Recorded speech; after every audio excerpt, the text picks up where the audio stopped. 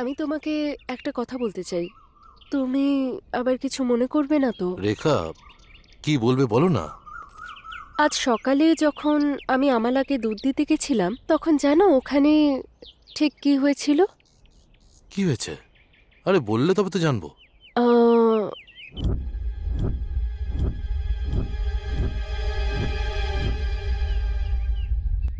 ও,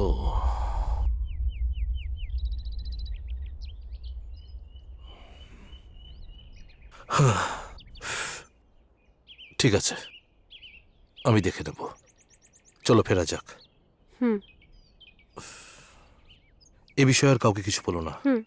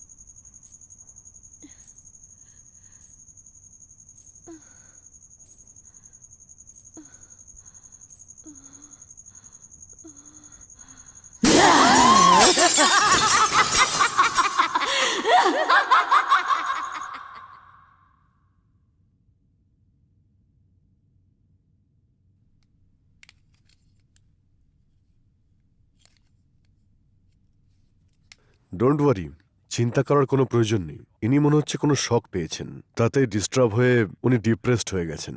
একটা কথা বলুন, এর আগে ওনার সঙ্গে কিছু হয়েছিল নাকি? No, never. যতদিন আমরা ইংল্যান্ডে ছিলাম সবকিছু ঠিকঠাক ছিল। যবে থেকে ইন্ডিয়ায় ফিরেছি তবে থেকে জানি না ওর কি হচ্ছে। আমি তো কিছুই বুঝতে পারছি না ডক্টর।